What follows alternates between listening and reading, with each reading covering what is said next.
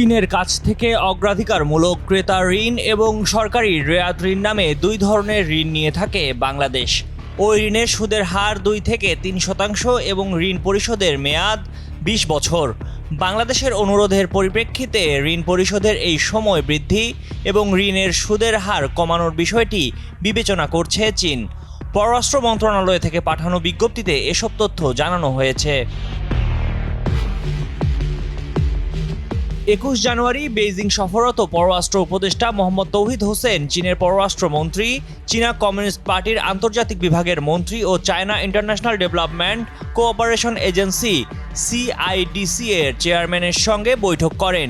বৈঠকে বিভিন্ন স্বার্থ সংশ্লিষ্ট বিষয় নিয়ে আলোচনা হয়েছে। দায়িত্ব গ্রহণের পর এটি পররাষ্ট্র উপদেষ্টার প্রথম দ্বিপক্ষীয় সফর।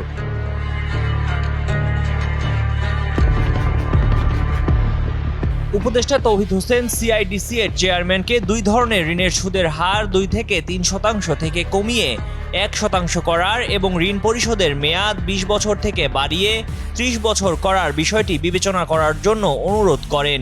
তিনি বাংলাদেশে চীনা ঋণের প্রতিশ্রুতি ফি এবং ব্যবস্থাপনা ফি মওকুফ করার অনুরোধ করেন।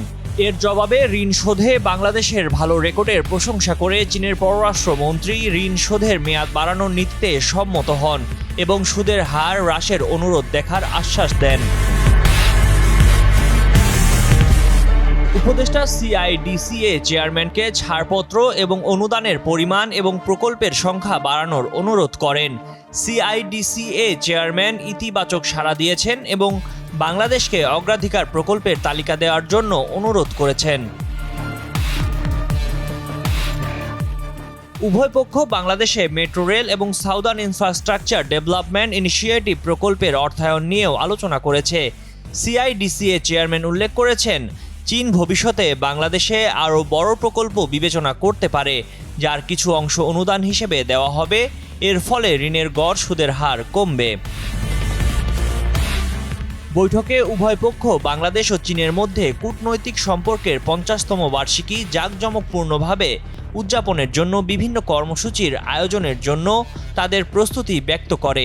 এই অঞ্চলে বাংলাদেশের কৌশলগত অবস্থান স্বীকার করে উভয় পক্ষ চীনের বেল্ট অ্যান্ড রোড ইনিশিয়েটিভ এর অধীনে অব্যাহত সহযোগিতার ওপর জোর দেয়।